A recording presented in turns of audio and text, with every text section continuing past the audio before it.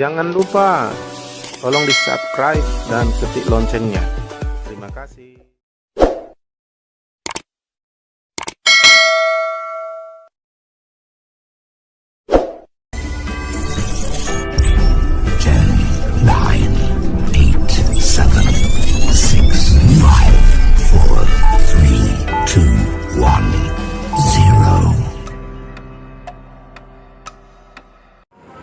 Ya, dalam memberitakan Injil perlu kita tahu bahwa Tuhan yang bisa melahirkan orang secara roh dari kembali melalui firman Tuhan atau Injil, dan Roh Kudus bekerja dalam dirinya. Makanya dalam persiapan kita memberitakan Injil, persiapan pribadi adalah kita harus minta pengurapan Tuhan, kita harus minta tolong sama Tuhan. Lalu kita siapkan diri untuk memberitakan Injil yang kita yakini.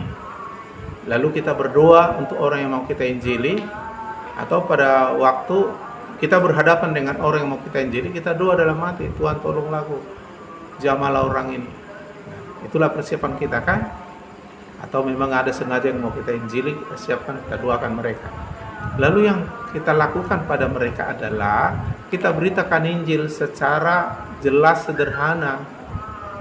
Karena iman timbul dari mendengar. Mereka percaya Injil atau Yesus setelah mendengar firman melalui pekerjaan Roh Kudus. Ketika firman diterima, timbul iman, Roh Kudus bekerja sehingga Roh Kudus menginsapkan dia untuk bertobat. Lalu setelah itu kita lihat, kita harus tantang dia.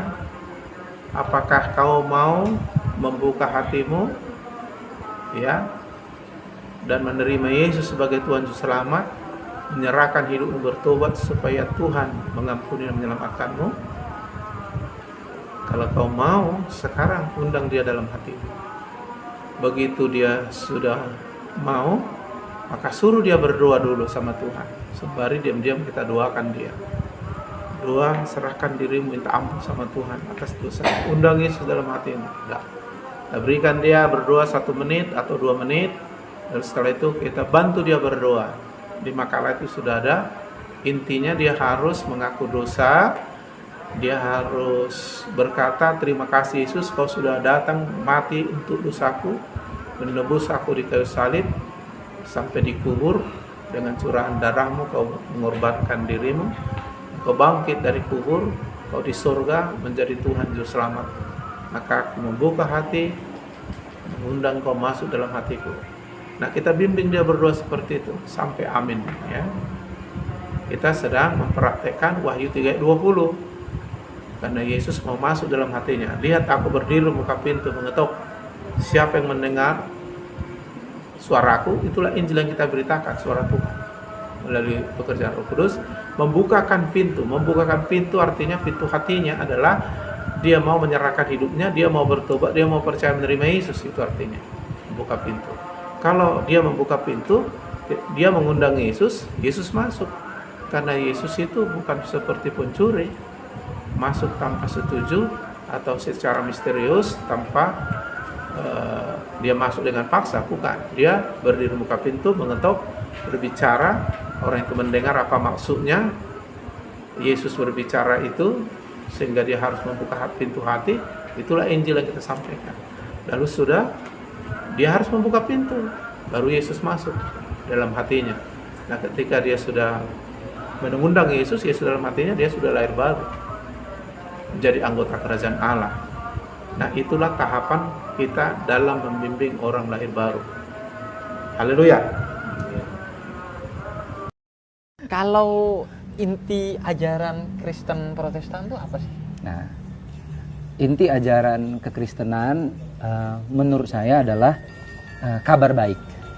Kabar baik itu yang kita terjemahkan sebagai Injil. Injil itu artinya kabar baik. Kabar baiknya apa? Kabar baiknya adalah kita ini semua adalah manusia berdosa. Dan di tengah keberdosaan kita tidak mampu menyelamatkan diri kita sendiri. Kebaikan sedikit gak akan bisa menutupi seluruh kesalahan kita. Contoh lah ya, misalnya saya nanti dari sini mau ke gereja tempat saya melayani, ada 10 lampu merah yang harus saya lewati. 9 lampu merah saya taati, 1 lampu merah saya langgar.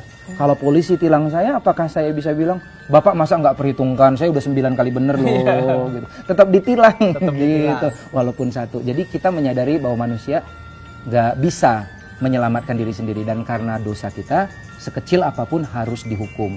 Nah karena itu kita butuh pertolongan. Kabar baiknya adalah Allah mengasihi kita sehingga Dia datang ke dunia.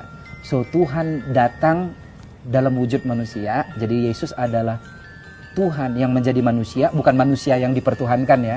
Jadi kita sama-sama percaya bahwa tidak ada manusia yang dipertuhankan, tapi Tuhan yang menjadi manusia menanggung hukuman kita sehingga kita bisa diterima, diperdamaikan dengan Allah gitu ya.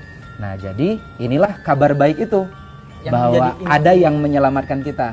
Nah, orang yang menerima kabar baik ini otomatis akan berbuat baik.